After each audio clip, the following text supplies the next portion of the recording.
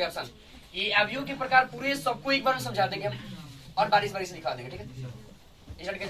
तो दूसरा जो टाइप है हम लोग का अवयव के प्रकार, तो अवयव के प्रकार सबसे पहले होता है हम लोग शून्य अवयव। क्या होता है? शून्य अवयव। फिर दूसरा पंक्ति अवयव, स्तंभ अवयव, ऐसे करते करते इतना अवयव का प्रकार पड़े। तो सबसे पहला जो हम लोग का है शून्य अवयव। तो शून्य अवयव का मतलब क्या होता है कि मान लीजिए कोई अवयव ऐसा ले लिया जाए जिसके प्रत्येक अवयव नाम से स्पष्ट है शून्य आ जाए, जैसे मान लिया जाए 0 0 0 कुछ भी, यानी उसके अंदर दिखाई दे तो सिर्फ और सिर्फ क्या दिखाई दे? शून्य ही दिखाई दे। तो इसको हम लोग क्या बोल देंगे? शून्य।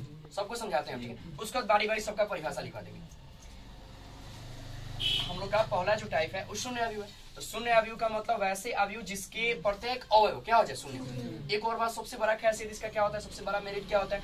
इसको ओ से दर्शाते हैं। तो मान लिया जाए ओ जहां दिखाई दे दिया तो ओ का मतलब समझ जाना है कि ये क्या हो गया? शून्य अवयव। अब शून्य अवयव 2/2 कोटि का भी हो सकता है, 3/3 कोटि का, इसका कोटि तो कुछ भी हो सकता है ना। तो ये कैसे कब 2/2 कब 2/3 कोटि का लेंगे? तो इसको याद रखना है कि जिस क्वेश्चन में मान लिया जाए किसी क्वेश्चन में प्रश्न दिया 1 2 और 3 3 4, इसका कोटि का 2/2 है ना। तो यहाँ पे जब प्रयोग किया गया इस एक को तो 2/2 कोटि का, और वहां पे हम लोग को ओ लेना है, करना है। तो शून्य अवयव हमेशा वहां 2/2 कोटि का ही लेंगे। प्रश्न जिस कोटि का होगा उसी कोटि का क्या लेंगे हम लोग? शून्य। याद रहेगा। तुम लोग कोई पूछेगा कि शून्य अवयव क्या होता है, तो वैसे अवयव जिसके प्रत्येक अवयव क्या हो जाए? शून्य। इसका सबसे ज्यादा यूज में ये रहता है कि प्रश्न मान लिया जाए ए इस 2/2 कोटि का दे दिया, कितने कोटि का दिया? 2/2 कोटि का। तो हम लोग को वहाँ पे ओ लेना होगा तो वहाँ 2/2 कोटि का ही लेंगे। आपके प्रश्न में बहुत ज्यादा यूज में आएगा। मान लीजिए एक और बढ़ा दे 3 4, इसका कोटि 3/2 हो गया ना भाई। तो वहाँ पे ओ कभी ना कभी मंगाना है, तो ओ मंगाना है मतलब 3/2 कोटि का क्या लेना है? शून्य अवयव। याद रखेगा ये बात ना। सबसे ज्यादा इंपॉर्टेंट यही है कि प्रश्न मान लीजिए ओ प्रूफ करने के लिए दिया जाए या ओ मंगाने के लिए, मतलब कहीं प्रयोग आ गया 5 ओ दे दिया मान लो सपोज, तो 5 ओ दे दिया तो ओ का मतलब समझ जाना है कि शून्य अवयव है। तो कितने कोटि का? तो प्रश्न में जितने कोटि का प्रश्न होगा। समझ में आ गया? तो पंक्ति अगला हम लोग का शून्य अवयव समझ में शायद आप लोग का आ गया होगा। अगला हम लोग का जो दूसरा है पंक्ति अवयव और स्तंभ अवयव। दूसरा जो टाइप है हम लोग का, तीसरा एक बात समझते हैं, पंक्ति अवयव और तीसरा क्या है बताओ? स्तंभ अवयव। पंक्ति अवयव और स्तंभ अवयव। जैसे मान लीजिए पहला तो शून्य अवयव समझ में आ गया, अगला हम लोग पढ़ाई करेंगे क्या? पंक्ति अवयव और स्तंभ, जो कि बहुत ईजी है, नाम से स्पष्ट है। पंक्ति अवयव का मतलब होता है कि वैसे अवयव जिसमें एक और केवल एक पंक्ति। तो याद करो पंक्ति का मतलब बताया था जो क्षैतिज होगा। इसे मान लीजिए एज फॉर एग्जांपल 1 2 3 4 ऐसे, यानी एक पंक्ति हो कहां तक भी चल जाए कोई दिक्कत नहीं। 1 2 3 4 डॉट डॉट कितना भी जाए उससे हम लोग कोई मतलब नहीं। तो इसको हम लोग क्या बोल देंगे बता? पंक्ति अवयव बोल देंगे। यानी वैसे अवयव जिसमें पंक्ति की संख्या कितना हो? एक और केवल एक। तो सोचो इसके कोटि का हम थोड़ा सा बात करें तो पंक्ति तो एक ही है ना, तो कंपलसरी है कि यहाँ पे कोटि जो पहला होगा 1/, होगा। स्तंभ तो 1 2 3 कुछ भी हो सकता है, तो इसको n मान लो। यानी पंक्ति अवयव का ऑब्जेक्टिव पूछ सकता है कि पंक्ति अवयव होगा यदि, तो उसका कोटि हमेशा याद रखना है कि 1/n। यानी पंक्ति अवयव की परिभाषा सबको याद हो गया। वैसे अवयव जिसमें पंक्ति की संख्या कब हो? एक, तो उसको हम लोग पंक्ति अवयव बोल देंगे। और पंक्ति अवयव की कोटि सामान्यतः कितनी होती है? 1/n। उसी प्रकार स्तंभ अवयव भी आप लोग को याद हो गया होगा कि वैसे अवयव जिसमें स्तंभ की संख्या कब हो? नीचे कितना भी जाए उससे मतलब नहीं है, पंक्ति कितना भी जाए उससे मतलब नहीं है, स्तंभ एक होगा। यानी इसका कोटि जो होगा क्या होगा? m/1 होगा। यानी पंक्ति अवयव स्तंभ अवयव नाम से स्पष्ट है। पंक्ति अवयव का मतलब होता है वैसे अवयव जिसमें पंक्ति की संख्या एक हो, पंक्ति की संख्या एक हो, और इसके कोटि बता दो। पंक्ति की संख्या एक यानी m/n होता है तो 1/n बोल देंगे, और स्तंभ की संख्या एक m/n होता है तो n का मान क्या लेंगे? एक छोटा सा इस पे क्वेश्चन पूछता है, बोलिए पहले पंक्ति अवयव स्तंभ अवयव में किसी को दिक्कत है? परिभाषा सबको यही भी याद हो गया। पंक्ति अवयव मतलब वैसे अवयव जिसमें पंक्ति की संख्या एक और केवल एक हो। स्तंभ अवयव वैसे अवयव जिसमें स्तंभ की संख्या कितना हो? एक और केवल एक हो। एक क्वेश्चन छोटा सा क्वेश्चन पूछता है तो बताइएगा आप लोग, और ऑब्जेक्टिव में शायद आप लोग को मिल भी सकता है कहीं ना कहीं, तो सब क्लियर कीजिएगा। पंक्ति अवयव स्तंभ। पंक्ति अवयव का मतलब पंक्ति की संख्या एक हो, और स्तंभ अवयव का मतलब स्तंभ की संख्या एक होना चाहिए। अगला स्टेप मान लीजिए क्वेश्चन को पूछते हैं, यदि अवयव ए पंक्ति अवयव होगा, कौन अवयव होगा? पंक्ति अवयव होगा यदि होगा, बस ध्यान दीजिए ऑप्शन ए, यहाँ समझिएगा। और बहुत इजी है, बता भी सकते हैं आप लोग, m/1, option B 1/n, option C 2/m, RD not. इसमें आंसर क्या होता है? मतलब पंक्ति की संख्या है, यानी खोजिए ना कि पंक्ति की जगह एक कहाँ यहाँ पे है ना, आंसर बी हो जाएगा। हो जाएगा नहीं हो जाएगा? हो जाएगा। जब याद कीजिएगा इस एग्जाम्पल को, आप कॉपी में नोट कीजिएगा। जब एग्जाम्पल हम ये परिभाषा लिखवाएंगे तब, अभी सिर्फ समझा रहे हैं, जब हम परिभाषा लिखवाएंगे तो इस एग्जाम्पल को जरूर नोट कीजिएगा। और अपने से भी नोट कर सकते हैं। यदि हम परिभाषा लिखवा के छोड़ दें तो आप लोग अपने से भी एग्जाम्पल नहीं दे सकते हैं, ऑफकोर्स। और स्तंभ अवयव के लिए यही शर्त हो सकता है कि मान लीजिए क्वेश्चन कर सकता है, यदि अवयव ए कौन अवयव हो? स्तंभ अवयव होगा कब? जो m/1 होगा तब, यानी इसका आंसर क्या हो जाएगा? ये हो जाएगा। यानी पंक्ति अवयव स्तंभ अवयव से क्वेश्चन पूछेगा भी तो दो गो ही पूछेगा, ज्यादातर यही दो क्वेश्चन पूछेगा। कि दो गो शून्य अवयव समझ में आ गया। वैसे अवयव जिसके प्रत्येक अवयव क्या हो जाए? शून्य हो जाए। वो से दर्शाते हैं, वो जब बोल दिया तो उतने ही कोटि के शून्य अवयव लेंगे जितने कोटि का उस प्रश्न में होगा। दूसरा पंक्ति अवयव स्तंभ अवयव। तो पंक्ति अवयव का मतलब होता है कि वैसे अवयव जिसमें एक और केवल एक पंक्ति, यानी पंक्ति कितना हो? एक। स्तंभ अवयव किसे बोलते हैं? वैसे अवयव जिसमें स्तंभ की संख्या कितना हो? एक और केवल एक। बस दैट्स काउंट। क्या है चौथा और पांचवा? क्या नाम है बता दीजिए। इस सूत्र समझिएगा। क्षैतिज अवयव और पांचवा क्या है बता दीजिए। ऊर्ध्वाधर। क्षैतिज अवयव और ऊर्ध्वाधर अवयव। क्या हुआ? ज्यादा कंफ्यूज करने वाला सही कुछ टॉपिक यही है। जब हम पढ़ रहे थे तो हमको अवयव का मतलब सोचो एक बार, थोड़ा सा पेज फाड़ के दो ना मजा। देखो मेरे कहने का मतलब तुम लोग से पूछा जाए, सर इसके बार बार एग्जाम्पल ले लेते हैं। अक्सर है ये आपका सजावट दिखा जाए, मतलब ये देखा जाए तो क्षैतिज दिखाई दे रहा है ना। एक बार सोचिए, एक बार इसके बारे में थोड़ा सोचिए। जैसे मान लिया जाए ये पंक्ति होता है, एक गो दो गो तीन गो होगा, ये पंक्ति तीन गो होगा ना। और स्तंभ देखिए कितना भी घिसा सकता है, बहुत ज्यादा घिसा रहा है ना। तो सोचिए क्षैतिज सजावट है तो स्तंभ तो बढ़ रहा है ना अपने आप। बोलो ये सोचिए, पेपर की जो सजावट है, पेपर की जो कटिंग है वो क्षैतिज दिखाई दे रहा होगा आप लोगों को, दिखाई दे रहा है। इसमें हम स्तंभ आकार का कोई मतलब कुछ भी सजाने की कोशिश करें तो स्तंभ तो ज्यादा सजा जा सकता है, यानी स्तंभ की संख्या ज्यादा होता है किसमें? क्षैतिज सजावट में। बोलो और ये इस प्रकार पलट दिया जाए। अब आप लोग को शायद ऊर्ध्वाधर दिखाई देगा। ऊर्ध्वाधर दिखाई देगा तो देखिए इसका संख्या बढ़ेगा, बढ़ रहा है ना, 3 4 5 6 7। यानी ये क्या होता है? पंक्ति होता है। और ये क्या होता है? 1 गो 2 गो 3 गो 4 गो लेकर बढ़ गया, यानी स्तंभ की संख्या क्या हो गया? कम हो गया। तो सोचिए ये वाला संख्या बढ़ रहा है, मतलब इसमें 1 गो 2 गो 3 गो 4 गो 5 गो 6 गो 7 गो 8, यानी स्तंभ की संख्या बढ़ेगा ना। तो क्षैतिज होगा मतलब सोया हुआ होगा। अरे बोलो क्षैतिज मतलब स्तंभ की संख्या ज्यादा। उल्टा क्या होगा? जब क्षैतिज होगा तो उसमें स्तंभ की संख्या ज्यादा होगा, और जब ऊर्ध्वाधर होगा पंक्ति की संख्या ज्यादा।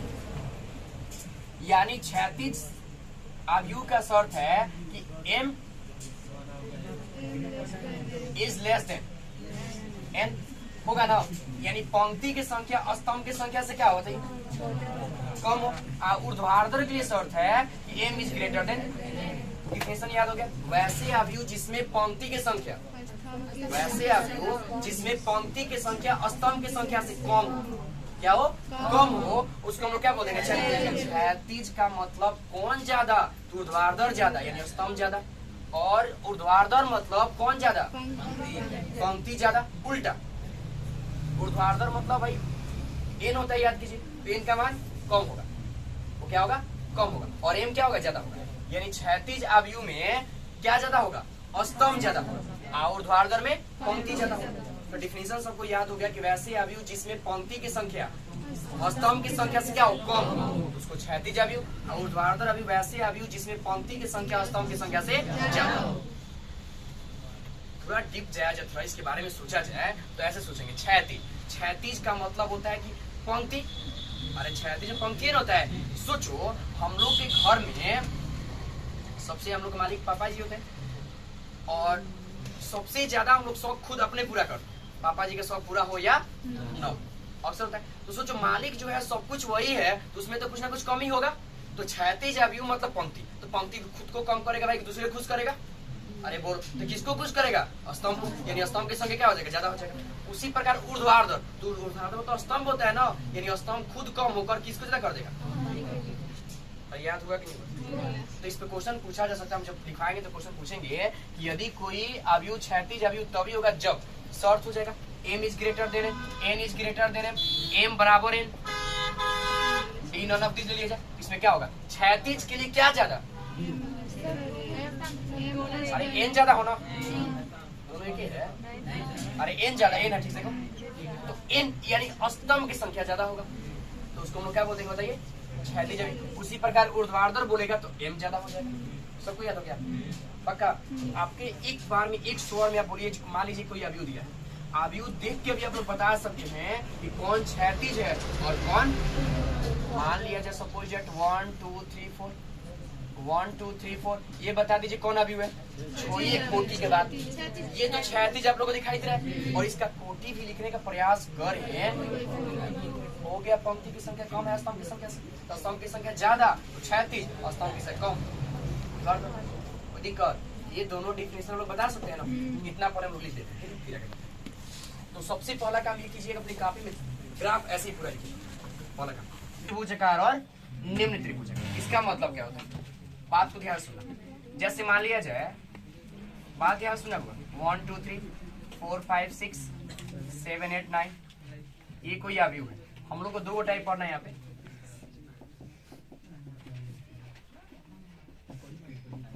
ऊपरी त्रिभुजाकार अवयव और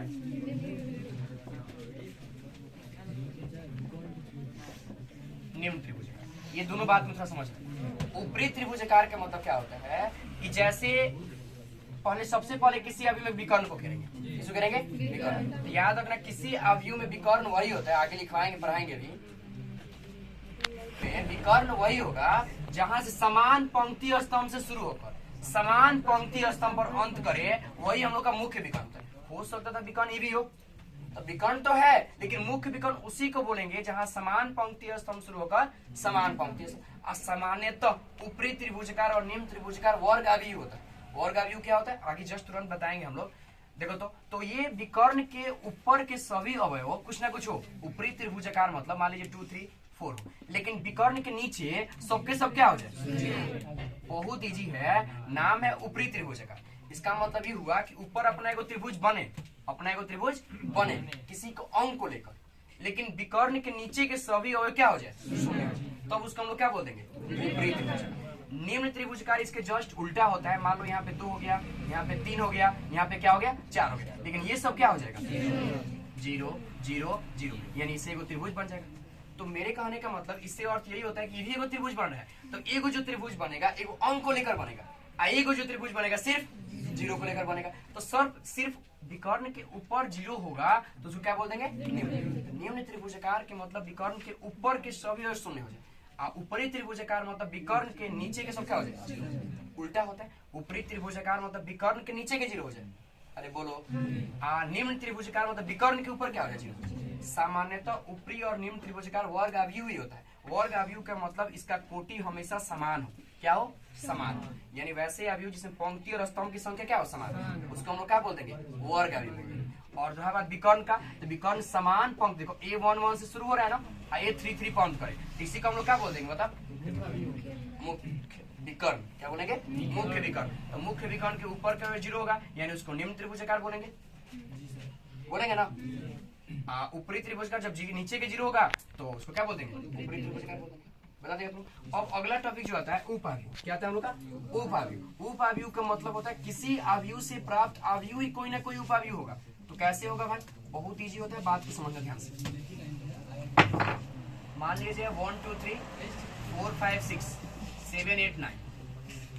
अगला हम लोग का टॉपिक क्या पढ़ना है बता? कोई अवयव मान लो A दे दिया, ठीक है, इसमें से एक पंक्ति को हटा दो, तो पहले पंक्ति को जरूरी है, बात को समझना, बहुत इजी है। इसमें से दूसरा पंक्ति को भी हटा सकते हैं, तीसरा पंक्ति को भी हटा सकते हैं। कोई एक पंक्ति को हटा दिया जाए, तो मान लो पहला पंक्ति को हटाने का मन करे A1, तो क्या बचेगा? 4 5 6 7 8 बचेगा ना जी।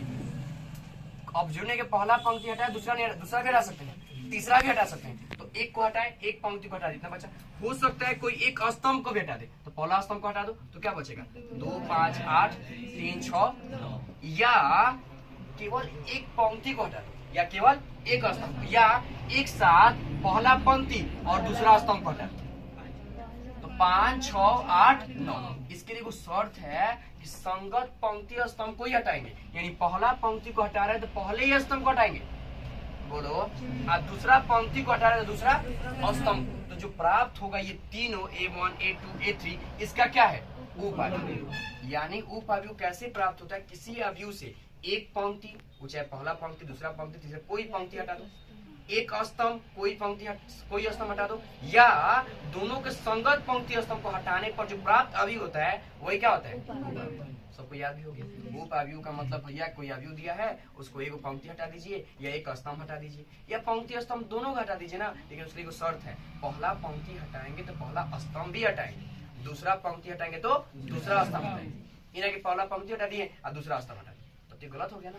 तो संगत पंक्ति स्तंभ को हटाने से प्राप्त अवयव होता है उसी को हम लोग क्या बोलते हैं बता, बहुत ही उप अवयव कोई परिभाषा बोले पूछेगा तो हम बोलते हैं वैसे अवयव जिसके एक पंक्ति या एक स्तंभ या संगत पंक्ति स्तंभ को हटाने पर प्राप्त अवयव क्या कहलाता है, बहुत ही हो गया उप अवयव। अगला जो टॉपिक है वर्ग अवयव, क्या है बता, वर्ग अवयव। तो वर्ग अवयव क्या होता है, तो नाम से स्पष्ट है, देखो वर्ग में चारों भुजा बराबर होता है ना, तो सोचो अवयव चारों तरफ बराबर तभी आएगा जिसमें पंक्ति स्तंभ क्या हो जाए, समान हो जाए। वैसे अवयव जिसमें पंक्ति और स्तंभ की संख्या क्या हो जाए, समान हो जाए। जैसे मान लिया जाए कोई अवयव होगा 2/2 कोटि का ले लो, चाहे 1/1 कोटि का ले लो, या क्या ले लो 3/3 कोटि का लो, 4/4, यानी जो लो बस पंक्ति और स्तंभ की संख्या क्या होना चाहिए, समान। ऑब्जेक्टिव पूछ भी सकता है यदि कोई अवयव ए वर्ग अवयव होगा कब, जब m और n दोनों आपस में क्या हो जाए।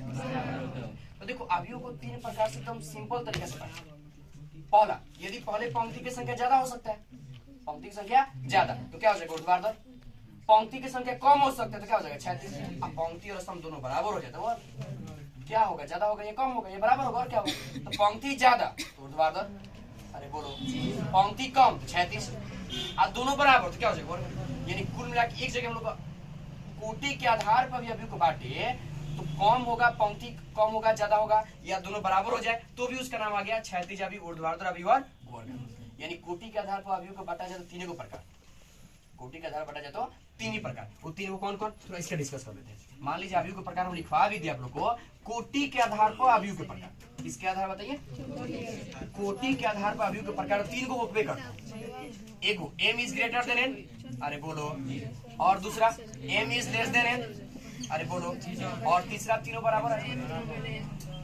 कोटि के आधार पर अवयव का तीन को प्रकार, पहला m ज्यादा हो, पंक्ति ज्यादा है ना तो क्षैतिज नहीं होगा, ऊर्ध्वाधर हो जाएगा, पंक्ति कम है ना क्षैतिज हो जाएगा, और दोनों बराबर है तो क्या हो जाएगा ऊर्ध्वाधर और अवयव हो जाएगा। तीनों में किसी को दिक्कत, यानी कोटि के आधार पर अवयव को बांटा जाए तीन प्रकार से, ऊर्ध्वाधर, क्षैतिज, कोई दिक्कत। अब आते हैं वर्ग अवयव के प्रकार में। वर्ग अवयव मतलब पंक्ति और स्तंभ की संख्या बराबर होना चाहिए। तो वर्ग अवयव के प्रकार में हम लोग का तीन को आता है। अवयव तक पढ़े कि वर्ग अवयव वही अवयव होगा जिसमें पंक्ति और स्तंभ की संख्या बराबर होगा। वर्ग अवयव को तीन खंड में बांटा, एक विकर्ण अवयव, एकल अवयव और एकल अवयव। तो विकर्ण अवयव वर्ग अवयव ही होगा। तो सबसे पहला बात कि विकर्ण क्या होगा भाई, तो समान पंक्ति और स्तंभ से शुरू होकर समान पंक्ति और स्तंभ तक जाएगा, यानी मुख्य विकर्ण इसी को बोले। इसका नाम क्या हो जाएगा बता दो, क्या हो जाएगा मुख्य विकर्ण। क्योंकि देखो A11 इसका नाम है ना, तो समान पंक्ति और स्तंभ शुरू हो रहा है और समान पंक्ति और स्तंभ A3 तक जा रहा है, इसलिए इसको क्या बोलेंगे, मुख्य विकर्ण बोलेंगे। अरे बोलेंगे ना, चलो। अब देखो कहा जाता है विकर्ण अवयव वैसे वर्ग अवयव, यानी पंक्ति और स्तंभ तो बराबर होना चाहिए। एक और बात, विकर्ण तभी खींच सकते हैं जिसमें पंक्ति और स्तंभ बराबर हो, पंक्ति और स्तंभ बराबर। तो मान लिया जाए विकर्ण हो गया, तो कहा जाता है कि विकर्ण अवयव तभी होगा जिसमें विकर्ण को छोड़कर जितना अवयव बचा वो सबके सब क्या हो जाए, जीरो हो जाए, सबके सब जीरो हो जाए। यानी सिंपल सा डिफिनेशन होता है वैसे वर्ग अवयव जिसके विकर्ण को छोड़कर सभी अवयव क्या हो जाए। बहुत इजी है, बस विकर्ण को छोड़कर सभी शून्य हो जाए उसको हम लोग क्या बोलते हैं विकर्ण। अभी विकर्ण अवयव के बारे में डीप जानकारी लेंगे हम लोग, लेकिन थोड़ा सा एकल और एकल क्या होता है। जब सारणिक पढ़ाएंगे तब एकल अवयव मतलब होता है वैसे अवयव जिसका सारणिक मान एक है। क्या है? एक है, तो उसको एकल अवयव बोलते हैं। और एकल मतलब वैसे अवयव जिसका सारणिक मान एक नहीं हो, 2 3 4 5 0 कुछ भी है, किसको छोड़कर? एक को छोड़कर, तो उसको क्या बोलते हैं? देखो ना, अएकल में जो एक नहीं हो, आएकल में जो एक हो। तो बस जब जिस दिन मान पढ़ाएंगे सारणिक का मान, जिसका सारणिक मान एक आ जाए एक, तो उसको एकल अवयव, और जिसका मान एक नहीं हो, एक को छोड़ा कुछ भी हो जाए, उसको क्या बोलते हैं? तो अभी हम लोग थोड़ा सा पढ़ाई करेंगे विकर्ण अवयव के बारे में।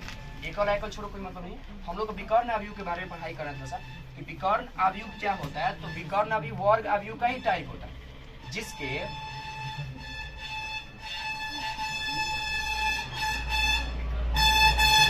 विकर्ण को छोड़कर सभी क्या हो जाए? विकर्ण अवयव को आई से दर्शाते। किससे दर्शाते हैं? एक और बात बताया, जब भी जैसे शून्य अवयव को बताए थे कि आई बोल दिया गया, इसका मतलब विकर्ण अवयव, सॉरी इकाई अवयव, जब ये पूरा 1 1 हो जाएगा तब इसको आई बोलेंगे। क्या बोलेंगे? आई बोलेंगे। तत्काल में इसका भी कुछ नाम नहीं होता है, सिर्फ ए ही इसको बोलते हैं। क्या बोलते हैं? ए। यानी इस विकर्ण मान लो ये 1 2 3, जब 1 को छोड़ाकर दूसरा कुछ आ जाए, 1 2 3 3 4 5 कुछ भी आ जाए, तो इसको क्या बोलते हैं? विकर्ण अवयव। लेकिन यही विकर्ण एक एक एक हो जाए तब इसको बोलेंगे, क्या बोलेंगे? आई। क्या बोलेंगे? आई, यानी इकाई अवयव, जो कि विकर्ण अवयव का प्रकार होगा। अभी तत्काल में सिर्फ ये पढ़ रहे हैं कि विकर्ण अवयव किसे कहते हैं। तो विकर्ण को छोड़कर सभी के सभी अवयव क्या हो जाए? शून्य, तो उसको हम लोग क्या बोल देंगे? विकर्ण अवयव। इसमें कोई दिक्कत नहीं। और विकर्ण अवयव का टाइप होता है जो कि 2 होता है। विकर्ण अवयव का टाइप जो होता है, एक होता है इकाई अवयव, क्या होता है, और दूसरा जो होता है अदिश अवयव। क्या होता है? अदिश अवयव। ये जो इकाई अवयव अदिश अवयव जो होगा वो किसका टाइप होगा? विकर्ण अवयव का ही टाइप होगा। तो सोचो ये क्या क्या हो सकता है। मान लिया जाए 1 2 3 4 5 6 7 8 9, ये क्या हो गया? मुख्य विकर्ण हो गया। ये सब 0 हो जाएगा, ये सब विकर्ण अवयव हो जाएगा। ये सब क्या हो जाएगा बता? 0। ये भी 0, ये भी 0, ये क्या हो गया? 0, ये भी क्या हो गया? 0 हो गया।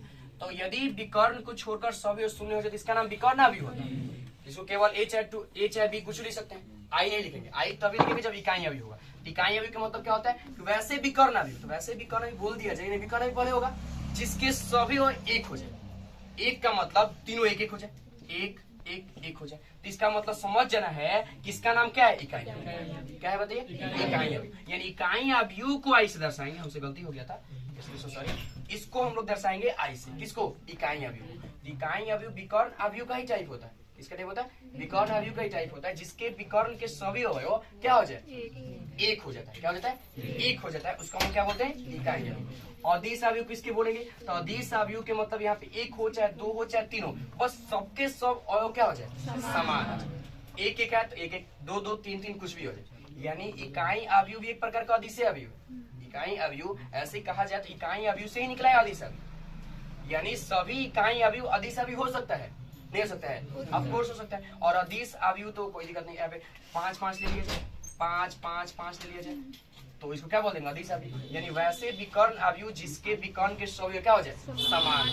क्या हो जाए? समान। उसको हम लोग क्या बोल देंगे? अदिश अवयव बोल देंगे। यानी सबसे पहले फिर से एक बार, वर्ग अवयव का टाइप होता है 3, विकर्ण अवयव, एकल अवयव और अएकल अवयव। तो वर्ग अवयव जो होता है वैसे अवयव जिसमें पंक्ति और स्तंभ की संख्या क्या हो जाए? समान। वर्ग होता है वैसे अवयव जिसमें पंक्ति और स्तंभ की संख्या समान। उसके बाद वर्ग अवयव के 3 प्रकार, विकर्ण, एकल और एकल। तो विकर्ण अवयव क्या होता है? वर्ग अवयव से ही निकलता है। तो वैसे वर्ग अवयव जिसके विकर्ण को छोड़कर सभी क्या हो जाए? शून्य। विकर्ण में कुछ ना कुछ हो, 1 2 3 हो। विकर्ण अवयव का 2 प्रकार। उसके पहले एकल है, एकल तो बताइए कि सारणिक मान एक हो तो एकल, और सारणिक मान एक को छोड़कर दूसरा कुछ हो तो क्या हो जाएगा? अएकल हो जाएगा। विकर्ण अवयव को 2 प्रकार, इकाई और अदिश। इकाई अवयव तभी बोलेंगे जब विकर्ण के सभी क्या हो जाए? एक एक हो जाए, तो उसको विकर्ण अवयव बोल देंगे। विकर्ण अवयव का ही टाइप होता है क्या? इकाई अवयव। तो वैसे विकर्ण अवयव जिसके विकर्ण के सभी अवयव क्या हो? एक हो। क्या हो? एक हो, तो उसको इकाई अवयव। और विकर्ण के सभी अवयव समान हो जाए तो उसको क्या बोलेंगे? अदिश अवयव बोल देंगे। उसके बाद हम लोग इकाई अवयव में थोड़ा सा जानकारी प्राप्त करें। अभी फिर से अवयव के बारे में थोड़ा सा पढ़ना है। विकर्ण अवयव का ही टाइप होता है क्या? देखो तो इकाई अवयव के बारे में थोड़ा जानकारी प्राप्त किया जाए। जैसे हम लोग का इकाई अवयव किससे निकला है? बता, विकर्ण अवयव का ही टाइप होता है। किसका टाइप होता है? विकर्ण अवयव का ही टाइप होता है। वैसे विकर्ण अवयव जिसके विकर्ण के सभी क्या एक हो जाए, और इसको आई से दर्शाते हैं। किस दर्शाते हैं? आई से दर्शाते हैं। इस प्रकार याद रखने के बाद मान लीजिए प्रश्न में कहीं 5i दे दे तो i का मतलब क्या करेंगे हम कि उतने ही कोटि का इकाई अवयव लेंगे जितने कोटि का कोई प्रश्न हो। मान लो सपोज डेट a बराबर यहाँ पे दे दिया, सपोज बात को समझना ध्यान से। a बराबर दे दे 1 2 3 4 और उसमें यूज है 5i, यहाँ पे i की जगह पर 2/2 कोटि का 1 0 0 1 नहीं ले सकते हैं, यानी 2/2 कोटि का इकाई अवयव है। ये i2 का मतलब होता है 2/2 कोटि का इकाई अवयव। i3 का मतलब होता है 1 0 0 0 1 0 0 0 1, यानी 3/3 कोटि का इकाई। ऐसे ही जितने कोटि का हम लोग का प्रश्न होगा उतने ही कोटि का इकाई अवयव तो बनाने आ जाएगा ना भाई। यानी इकाई अवयव का मतलब विकर्ण के हो क्या हो, एक और बात, इकाई अवयव को हम लोग आई से दर्शाते होंगे, कोई दिक्कत नहीं। एक और लास्ट में एक बात समझेंगे हम लोग विकर्ण अवयव संबंधित। जैसे मान लिया जाए छोटा सा पॉइंट है, विकर्ण अवयव मान लिया जाए यहाँ पे DIAG दे दे, क्या दे दे, और ऐसे दे दे 2 3 4। इसका मतलब ये समझना है कि ये विकर्ण अवयव, ये क्या बताइए, विकर्ण अवयव। यानी ये 2 3 4 जो है ये कोई 3/3 कोटि का है। कितने कोटि का है? 3/3। ये मान लो पहले नहीं मालूम था तो हम लोग बोलते कि ये 1/3 कोटि का है, लेकिन ये 3/3 कोटि का है क्योंकि इसमें कौन अवयव दिया है? विकर्ण का ही अवयव दिया है। देखो ये 2 हो गया, 0 0 0, फिर एक हो गया 3 हो गया, फिर ये 0 0 0 4। इसका ही हम लोग का रूप ये वाला है 2 3 4।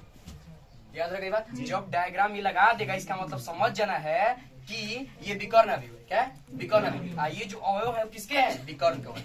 तो ऑब्जेक्टिव पूछ सकता है कि भैया एक बात बताइए, DIAG 1 2 3 का कोटि क्या होगा? कोटि क्या होगा बोलिए, क्या होगा? 3/3। चलिए बहुत बढ़िया। एक और बार मान लीजिए DIAG 1 2 दे दे, इसका कोटि क्या होगा? और इसको हम लोग को विकर्ण अवयव के रूप में लिखना भी चाहें तो आप कोर्स लिख सकते हैं। क्या लिखेंगे? 1 0 0 0 2 0 0 0 हो गया। यानी इससे ये बना है, इससे ये बना, यानी ये शॉर्टकट लिखने का तरीका है। तो कभी ये मिल जाए तो इससे मतलब डरना नहीं है कि क्या दे दिया। तो डायग्राम मतलब वहाँ पे DIAG विकर्ण अवयव से ही संबंधित बताने का मतलब। तो अवयव का प्रकार ये समाप्त हुआ।